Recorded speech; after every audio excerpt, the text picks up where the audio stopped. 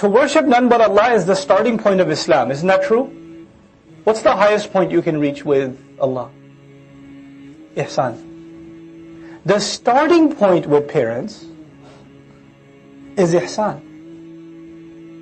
The ayah is not talking about the highest expectations, it's talking about the lowest expectations. You will be the best you can possibly be with both parents. You better watch out. And that is a first consequence. If you think of it as cause and effect, if you've truly accepted Allah as master, then the first practical manifestation of that will be, you will act like Allah's slave before your parents. Your ego, your pride, your talkbacks, your snickers, not the candy, your rolling of the eyes, all of that will disappear because you have to have the best possible behavior before your parents.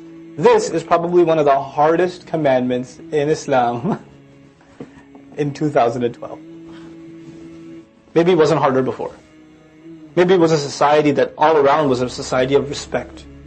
Maybe it wasn't a society that injected like drugs into people individualism, where their primary concern is themselves, where they don't have a concept of what it means to respect an elder. And on top of that, what it means to respect a parent. Maybe they were never raised on that concept. I mean, some of you guys went to school. I didn't go to elementary school here. I went to elementary school in Saudi, and then, a little bit in Pakistan, and then I came here. When I came here, one of the most shocking things, beyond the obscene clothing in high school, and the foul language, which I didn't even know what it was. I literally had to look it up in the dictionary, right? I didn't even know what it was. I don't know what this guy is saying to me. Beyond all of that was when people would talk about their parents. I was shocked. I just, how? How does that work? Somebody's talking about their dad, and he goes, Frank is so stupid, and it's not. Who's Frank? It's my dad. No, he didn't say my dad, he said my old man. My old man. Seriously. He's a burden on you. And you're talking about him like you talk about an employee you're about to fire. Allahu Akbar. وَبِالْوَالِدَيْنِ إِحْسَانًا. And why are these two things so related? And the reverse of this works too. Look, Allah takes care of us. Allah provides us, Allah feeds us, Allah shows us mercy, Allah gives us love. But before you recognize that Allah does all of that from the unseen, who does all of those things in the seen for you and me? My parents do, and your parents do. The first introduction a child has is to its mother, father. As they get a little more conscious father. And in the beginning, just mom. Even the dad tries to hold the baby, and the baby goes, nah, I like how mom feels. It goes back to mom. As the child gets older, then, dad's going to give a break off of the chores. Alright, let's go out somewhere, let's get some ice cream.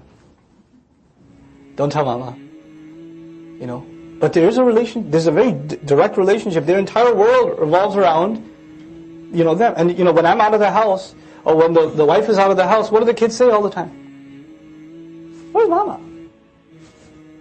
Where's Abba? The 2-year-old. She's going on, where's Abba? Where's Abba? Abba? Abba? And go check around. That's their world. Now, if you can't learn to appreciate your parents who are in the seen, then it's only logical that you're going to have a hard time, really hard time, appreciating Allah who is in the unseen. It's a direct correlation.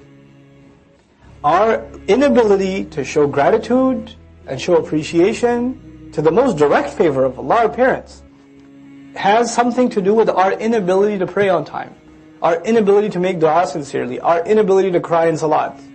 They're directly related. And you think going out on a movie with somebody and sitting and talking to them in a restaurant, now you know who they are? No, you don't.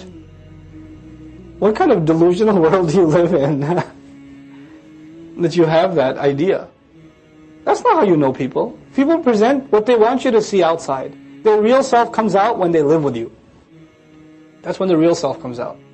And in my experience, I know of several cases of Muslim boys and girls that were seeing each other, talking to each other, whatever, before marriage, and have miserable marriages.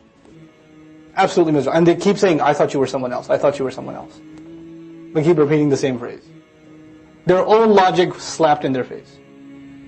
Don't go near it. Allah didn't say, La tazinu, don't do zina. He said, don't go near zina. There are certain things that will lead you to it. The zina of the eyes, the zina of the tongue, the zina of the hands, the zina of the feet. Just watch yourself, and especially the eyes, because it's a road. It's a road that leads to a bad place. So Allah ends the ayah, says, إِنَّهُ كَانَ فَاحِشَةً. It's always been a shameless thing. It's not like it's a societal thing right now and it'll be out of phase or whatever. It's always been there. And then these anthropologists argue, no. Marriage is a human construct. It wasn't always there. And we say, actually, it's as old as humanity itself. أُسْكُنْ أَنْتَ وَزَوْجُكَ. It's not a human construct. كَانَ فَاحِشَةً. It's always been wrong to do it. وَسَاءَ سَبِيلًا. And what a horrible path it has been.